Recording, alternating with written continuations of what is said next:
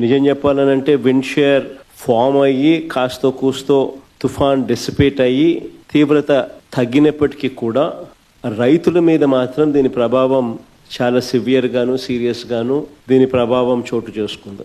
తాళ్ళు ఎక్కువ వచ్చే పరిస్థితుల మధ్య దిగుబడి తీవ్రంగా తగ్గే పరిస్థితి వాళ్ళ రైతు తీవ్రంగా నష్టపోయిన పరిస్థితులు ఎక్కువగా కనిపిస్తూ ఉన్నాయి. దాదాపుగా 25 జిల్లాల పరిధిలో 396 మండలాల పరిధిలో 3320 గ్రామాల పరిధిలో దీని ప్రభావం కనిపించింది. ఇలాంటి పరిస్థితుల్లో రైతులకు మనం తోడుగా నిలబడాల్సిన అవసరం చాలా ఉంది. దాదాపుగా 15 లక్షల ఎకరాల మీద దీని ప్రభావం పడతా ఉంది. దాదాపుగా ఇందులో 11 లక్షల ఎకరాలు వరి మీదనే ప్రభావం పడతా ఉంది.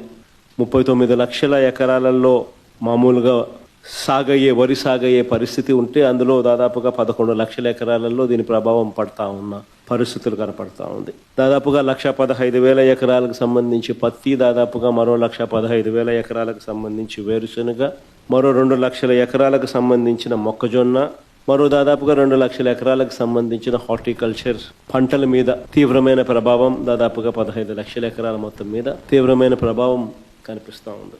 ఎందుకనంటే ఇంతకుముందు ఎప్పుడు కూడా ఇలాంటి వరదలు కానీ తుఫాన్లు కానీ ఇలాంటివి కరువు కానీ ఇలాంటి ఏ పరిస్థితి వచ్చినా కూడా మన హయాంలో ప్రతి ఒక్కరికి కూడా ఈ క్రాప్ జరిగేది. ఆర్బీకే వ్యవస్థ అన్నది అప్రమత్తంగా ఉండేది. ఉచిత పంటల బీమా అన్నది మన హయాంలో రైతులకు అందుబాటులో ఉన్న పరిస్థితుల మధ్య ప్రతి రైతుకు ఒక భరోసా ఉండేది.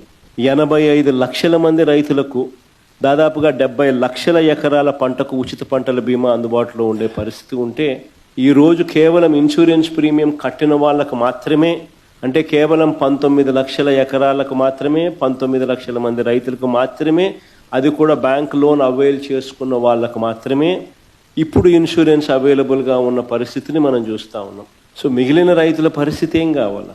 దాదాపుగా 5.5 లక్షల మంది రైతులకు ఇన్పుట్ సబ్సిడీ రూపేణ 600 కోట్లు ఇవ్వాలని, అది ఇవ్వకుండా ఎగరగొట్టిన పరిస్థితులు మనం చూస్తూ ఉన్నాం.